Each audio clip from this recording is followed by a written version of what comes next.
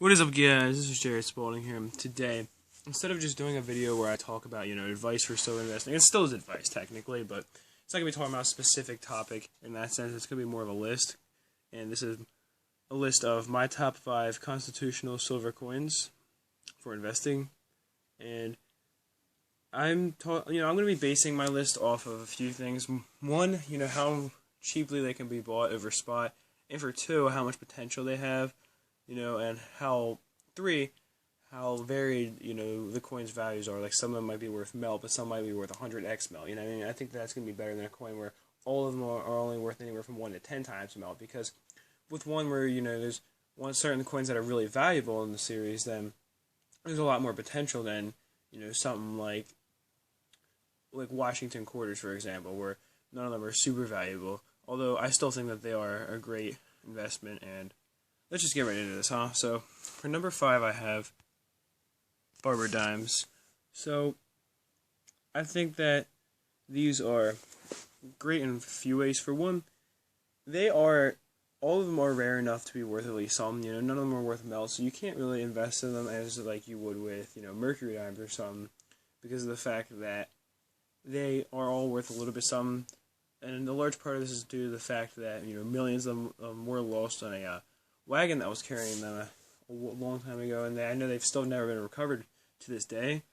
And I'm pretty sure the wagon is delivering the coins to a bank, and I don't know if people try to rob it. I'm not exactly sure the whole story, but I know that basically the wagon fell off of a pretty high cliff, and the coins have simply never been recovered, which I don't see how you wouldn't be able to recover that. I mean, it's not like it's at the bottom of the ocean or something. Never understood it, but I don't really mind too much because it's making these coins more valuable, and if someone did find it and put them all on the market, then all these coins would lose a lot of value, so I'm not complaining. But, because of that and the fact that barber coins are so popular right now, they do carry a decent amount of a premium on them. All these coins, and of course their age happens to help them too, and all these coins are in decent condition, and they're all at least 100 years old, with the newest being the 1913. Or, I'm sorry, no, the newest one is actually 1916 I have, so now it's exactly 100 years old. And all of these coins, like I was saying, are in decent enough shape, and the cool thing about them is that even if they are a little bit rare, they can still be found in decent shape, even though they're older, because silver coins do fare better than clad coins. The life expectancy is higher because silver is a stronger metal than, zinc and copper. Those are much more malleable than silver, so because of that, these coins do fare pretty well, and they still look pretty nice, as well as being a really good investment for both people who are trying to accumulate some silver, but at the same time want, their coins to carry a little bit of a premium on them. And these coins are great for you because they're not going to be super expensive. They can be bought for not too much of a spot. I mean, you could probably buy them in rolls and stuff, and they won't look too nice, but at the same time, they all hold a little bit of above a spot value on them. So when investing in them, if you buy rolls of them and sell them individually, you could probably make a little bit of money doing that. If you run a coin shop or something, and of course you'd have to be doing that in really large bulk, but there's a lot of potential profit on these things, kind of similar to Indian head pennies in that sense, that you can buy them in rolls and then sell them individually for a little bit more. Of course, that is if you don't have to pay for shipping and stuff like that, but anyway, I really like these coins, and there are some that have a huge, amount of value on them that if you ever wanted to get into would be, something for a much more serious investor. And the other thing is, since they're so old, finding these coins in, like MS64 or above is also going to run you a decent amount, so the really high grade ones are also going to be pretty valuable. Now, number 4, I have Franklin half dollars, and these are just really a staple for any coin collection. Most people who invest in numismatic coins will buy Franklins, and the thing about these is that many of them can be bought at not too far above spot, but kind of like Mercury Dimes, they carry a little bit more higher of a value on them, which mainly comes from the fact that they're half dollars as opposed to being dimes. So having the entire thing be in good condition is a lot tougher, and this one right here I know is not the best slab, which is kind of annoying, but it is a pretty nice coin. But I mean, the coin does look pretty nice, and these things, I mean, sometimes will be found coin roll hunting. That's pretty rare though, so I wouldn't bank on it. But they can be picked up from anywhere for not too much above spot to, 100 times spot. They have a huge range on them, and they can also be bought really readily available in rolls. Plenty of people sell rolls of these things for investment. And if you want to pick up a nicer one, you certainly can at the same time. So there's, a very wide range of values for these coins. And even for someone coming into silver, they can be a pretty good thing to pick up. Just one that's a semi-key date, something like that, can be good for someone who wants to get into numismatic coins or numismatically valuable coins. But they haven't, they don't have $1 million to spend or something. There's definitely are a good entry point coin. And, I really think that these coins have a very healthy market right now. People are always looking for these things, both for buying, just in terms of acquiring silver itself, and for buying for their little bit of numismatic value. And in a silver price drop off, of course they'll lose a lot of value, but they'll still be protected a little bit at least. And that's why you should get some nicer ones too while you're at it. But number 3 for me is Washington quarters. And I know I just mentioned how there weren't too many that were super valuable, and that's why, it was the example I'd given for some that wouldn't be as good. But these coins, like I was saying with Franklin halves, they really are a staple in terms of acquiring large quantities of silver, because the thing about these is that they're extremely, extremely popular, They have a wide range of dates from 32 to 64, and therefore, they can go anywhere from going back pretty far to extremely modern. I mean, I have this 1964 right here, which I actually had found. I mentioned it before.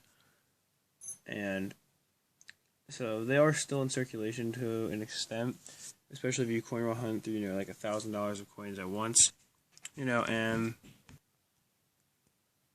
you can easily buy, rolls of these coins. I think they come in like $10 face value rolls, so 40 a piece, and that would be worth, $110 maybe melt value, somewhere around there. And so they're not super expensive to pick up. You can really, I think rolls of them might run you to like a little bit of a spot. But the thing is that since they are so popular, that's why. And because of it, you can also resell them with a decent markup over spot on them. And I know you'll never really see these coins selling for under spot. It's not like, it's not like you're going to find them and see people be selling them for around spot because they don't know much about them. Everyone knows a decent amount about these coins. They know that they're 90% silver. And people usually know that they carry a little bit of a premium on them, too. So that's why you really got to know what you're looking for also first.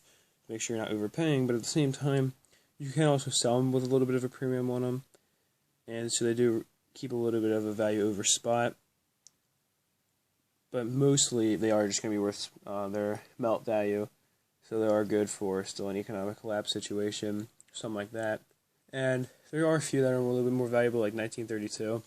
The first year of them, I think there's a few semi-keys from there that are worth in the hundreds of dollars range, but nothing super insane. So filling out an entire date mint set booklet of these would really not be that difficult, because you could get every day in mint for maybe, $1,500 or something at the most, and probably less than that even.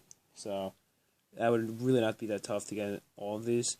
Now, number 2 on my list is I got Mercury Dimes, and that the reason being is because of a very simple fact. These coins have one of the best ranges you'll ever see on them. I'm talking anywhere. You could be going anywhere for around melt to maybe, 100, 200 times melt, depending on the coin. There's some that are worth thousands of times melt, even. And also, there's plenty of coins in this series that are great entry points for beginners who have a little bit of money to spare, but you're getting into numismatically valuable coins. So in the middle here, I got a bunch of junk coins. And I have more of these too. It's just the problem is that they're mixed in with all my other constitutional. Like, if I went through this pile, I could probably find another one right now. Yeah, just found another one right there. So they're still kind of mixed in with my nickels. I was trying to get them all out for the video. Yeah, I pulled out 3 right there. But anyway, These I'm not, I'm willing to keep these all loose because they're not really worth much over melt. Like, I had managed to actually pay undermelt for some of these when I picked up half roll of them at an auction, and they went for undermelt because of the fact that the owner claimed he didn't really know much about it. He said he didn't even know if there was Mercury Dimes in it or not, and he just said it was labeled Mercury Dimes, but when I bought it, happened to be an actual half roll of Mercs, and I had picked it up for undermelt, which was pretty, satisfying. And I picked up other Mercury Dimes along the way, too. I have a decent amount, not an insane collection or anything, but definitely love the coins for, their silver content, and something like this is a little bit more valuable just because of the high grade. But, I mean, the coin looks beautiful. I know in this camera I can't really tell that much, but the thing about it is that since these coins are a little bit newer, even in really good shape, you can still, like MS64 is considered like a really, not like, such an insane high grade, like MS65 and above is where you get to like really good grades, but MS64 is still considered a pretty good grade. But this coin only costs like $20, you're going to be buying it from the average person, and it's PCGS MS64FB, so definitely a really good grade and really solid. And still going to be picked up pretty cheap, so even in higher condition, you're looking nicer. They're not going to run you too much unless you're talking about MS66 or above. It's going to be super expensive. And there are some also that are, decently valuable key dates, like this 1921 I have here. It's only a G6, but it's probably worth around $60 or so. So definitely not super expensive, but that's only a G6, so imagine this in MS64. I don't even know how many are around, but if there are any, probably worth, thousands of dollar range. So definitely a really good range of values on these coins, and they also can be picked up pretty cheap. They carry a tiny bit of a premium on them sometimes just for being older than Roosevelt dimes, but it's really not much to make a dent in the cost, and definitely can be picked up for a good price. So now finally, to get to number one, I put silver nickels, which I wasn't even originally thinking about putting these on the list, but because even, the most valuable one is not going to be worth too much. I have a full date mint set of these, actually, in one of my nickel booklets that I picked up at an auction, and the guy didn't even mention that there was silver nickels in it, so I literally paid just as if there were, regular nickels in there, and so all those silver nickels were pretty much free because of it, but I'd gotten to look at the book before, so I knew that there was silver in there. I knew I had to pick it up. But ever since then, I've really liked silver nickels, and I've managed to acquire, 220 of them. Yeah, that's the most I've put.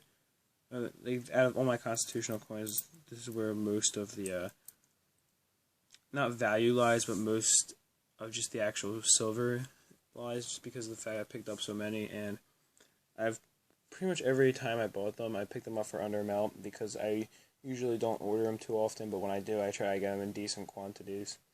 I know it's, for most people, it's not a super high amount or anything, but to me, it's a decent amount, and I'm pretty happy with what I managed to accumulate. I really do like the coins, and just the fact that people don't usually, they usually undervalue these things just because they're 35% silver only, which is the lowest out of any constitutional coin, and therefore they are extremely undervalued. But people, they won't really think about the fact that even if it's only 35% silver, it's still has silver in it, and most people don't really look for them too much on the market, but the people that do can really find good deals on them, because everyone who's selling them has to sell them pretty cheap. They don't carry any kind of premium on them. None of them are worth much at all. And I would think that they would be worth a little bit just because of the fact that they only made these for a few years, but I guess that really doesn't help them out too much. But definitely can be picked up for extremely cheap, which is what I really like about them. So this one is really for quantity over quality with these. But actually, I'll try to find the full date mints that I have of these. So let me just pull that out. So here it is. So yeah, everywhere from the 1942P, 42S, 43P, 43D, 43S, 44P, 44D, 44S, 45P, 45D, and 45S. So I have all of them, what is it? 11 of them. And that was pretty cool. Actually, the 43D was the only one that was missing. I popped that in there myself, but all the rest of them I did already have, so that was just the one that the book did not come with when I bought it, which I thought it had all of them, but I guess not. But anyway, I hope you guys enjoyed the video, and that is it for this one. Peace, love, much respect.